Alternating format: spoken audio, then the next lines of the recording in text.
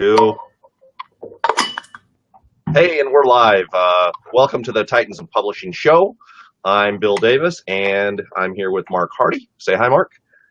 Hello. Hello, hello. And today we want to talk or do a rant on what I'm calling shady as fuck email subject lines.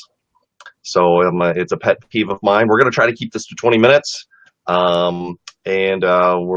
We're just gonna go. So hopefully this is entertaining and educational, and you learn something from it. But hopefully, you can laugh out of it too.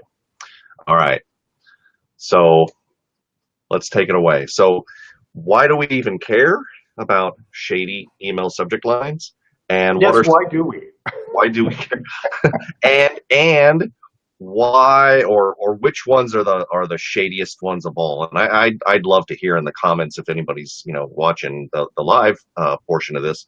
What are some of your biggest pet peeve email subject lines? So I'm going to start with, why do we care? Well, number Please. one, as a consumer, I care because the shady ones are, what I mean by shady is they're deceptive. They're, a subject line is there to get your attention and to actually get you to open the email. That's cool. But when the subject line and the message don't match, it's not cool. That's kind of my definition. And why do I care? Well, I care because, I don't want to waste my time reading, hey, you just made a sale. And you go check, and it's like, you check the email, and it's like, I didn't make a sale. That's just one example, but you're basically baiting me into reading your stupid email that's going to sell me something. So you make a sale, not me. That's one of them.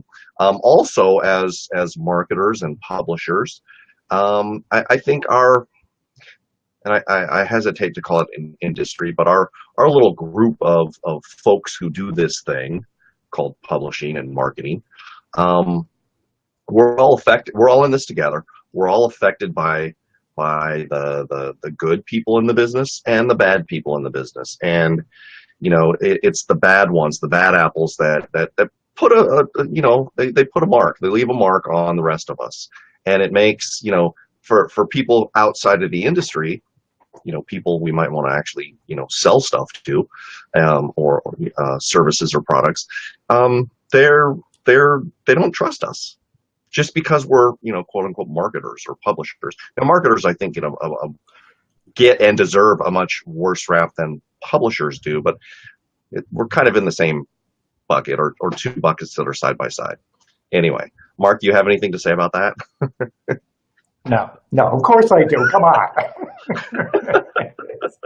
Okay, so as you were talking, I'm thinking about all the subject lines, that kind of get my ire, which I'll get into. I'll give you a couple, but just to kind of start at the high level, and why we care.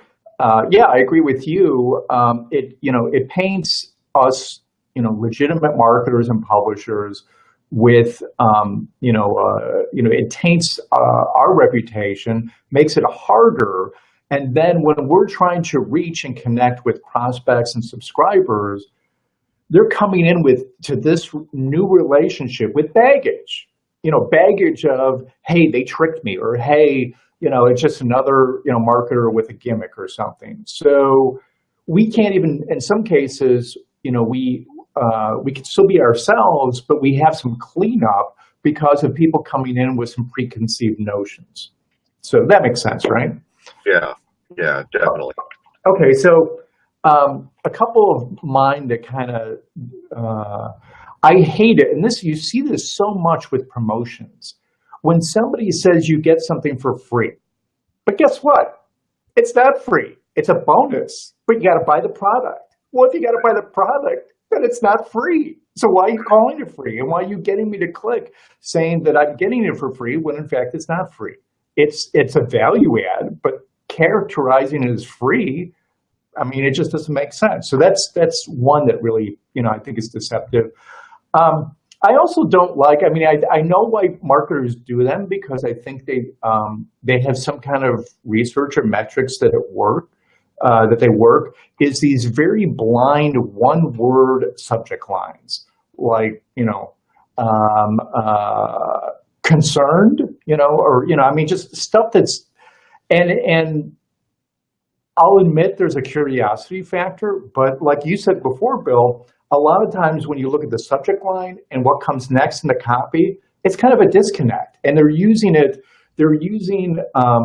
something just to grab your attention, but then they're changing course, which I also think is kind of, well, let's just call it shady, shall we? It's shady as fuck, and it's bait and switch in the old kind of brick and mortar world. That's bait and switch. You baited me with something, and when I walked into your store or opened your email, you offered me something else. You baited me to get me there, and you switched the offer once I got there, and that's just shady. That's not cool. And I know a lot of people do it. We all want to get our emails opened. It makes sense. One of my favorite, and by favorite I mean least favorite, subject lines is RE colon, and then whatever, fill in the blank regarding your account, regarding your purchase, regarding yesterday's email. Instinctively, maybe that's not the word, but reflexively, when we see that in email, we've already been conditioned that it's a reply to something that's already been said or sent or read. And that it's of a more personal nature because you're not having a conversation with a marketing company. It may be a friend, it may be a business colleague, it may be a client. So it immediately goes to the top of the list because you think if you're just scanning your inbox, like, hey, I got to respond to this. And that actually was on my list. I was going to mention that next. From what I know, isn't that, I mean, in addition to being shady, isn't it kind of a violation of the agreement that you have with your email provider because you're actually fabricating something that does not exist? And I think I've heard that you could actually pay a fine if you get caught doing that. Does not exist. Yeah, absolutely. It's I don't know if there's like a written rule or whatever between you and your service provider. There probably is. Like most of us, I don't read terms of service and terms and conditions of things because the legalese, and it would take me weeks to read one agreement. But it probably also goes against the Can Spam Act, in that you're promising something. It's a deceptive subject line. Especially when they do like the next one, and we can come back to the but when they say stuff like, hey, I just put $200 in your bank account. I see that all the time. And it's like, no, you didn't. And what they do in the email is they say, wouldn't you like to hear me say, hey, I just put $200 in your email account or in your bank account? That's what they say in their email, so it's not necessarily a subject line message mix up. They work together, but it's still deceptive as hell when somebody says, hey, I just put such and such in your bank account. That is really deceptive, and it pisses people off, and it turns them off to, it's like telemarketers. I'm going to go out on a limb here and say, not all telemarketers are horrible people. Not all telemarketers work for horrible, despicable companies. There may be one out there that's legit, but they have a reputation, deservedly so in many cases, of being shady. I don't want to be in that, characterized in that or placed in that same bucket of like a used car salesman or a telemarketer, or an online marketer. And I think we're all kind of in a similar, slop-filled bucket. And, some of us, I would imagine that the majority of us, maybe not the vast majority of us, but the majority of us want to do the right thing, not mislead the people, that we have an implicit, who have an implicit trust in us. They gave us their email in return for something. We promised that we weren't going to spam them. That's, Yeah. and to me, Well, part of spam is deceptive subject lines. let me ask you a question. It seems, and it's always good, I mean, if we can provide some kind of context, if we can put some kind of categories, to say, hey, you're more likely to get a shady email in this category.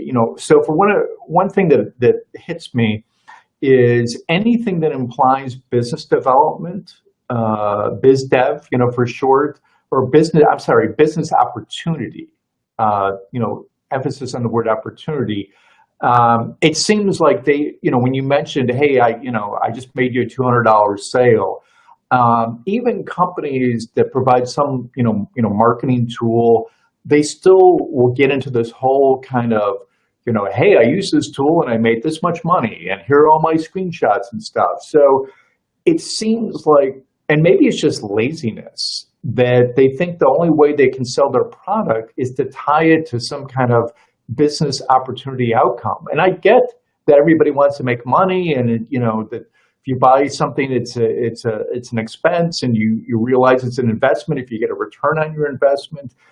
But just immediately jumping over to the business opportunity camp, I think it opens yourself up for all these, shady things that that people kind of fall into. Wouldn't you agree that the more business opportunity-ish, the more likely they are to kind of push the boundaries? Yes, absolutely. Yeah, I can't disagree with anything you just said. Well, I could, but I'd be lying.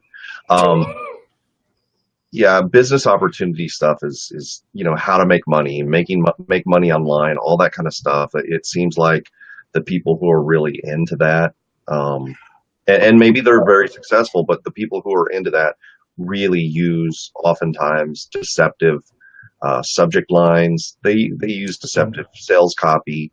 They might hide behind a little disclaimer at the bottom that you can barely read in small, fine print in an off-white color, that says, results not typical, blah blah blah. No claims of income are really made here, except that they are in these big red giant headlines.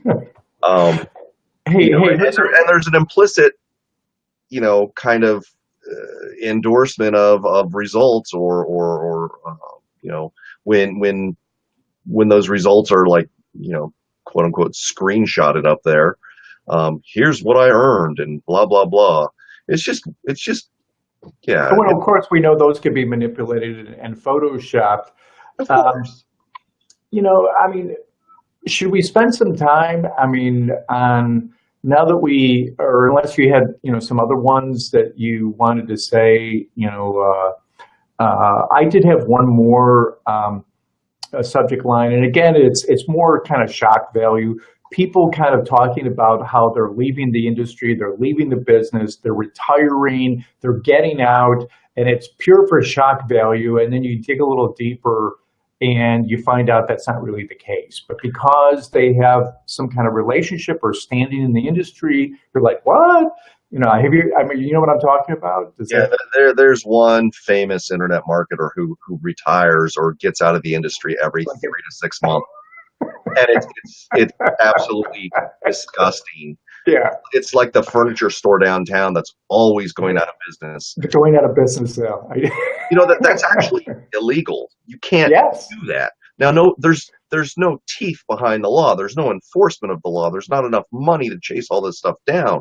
And I certainly don't want the FTC breathing down all of internet marketing or all of online publishing. That would be horrible, because a lot of times the people who are actually legitimate and trying to do the right thing get caught up in things that that other people are doing on a much wider scale. It's like I have 4 kids. I can't keep my eyes on all 4 of them, and they fight and they argue and they push and they shove and they hit and each other, and I bet you 9 times out of 10 when I see somebody hit somebody, they get in trouble, but somebody else instigated, somebody else started it, and I didn't see it.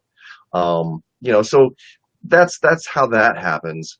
And that one, I'm sure who I'm talking about. That one guy, he keeps doing it, and it drives me crazy. His stuff isn't even that good, but people buy it up like crazy, and I don't know if it's a mixture of FOMO, fear of missing out, or I don't know what it is.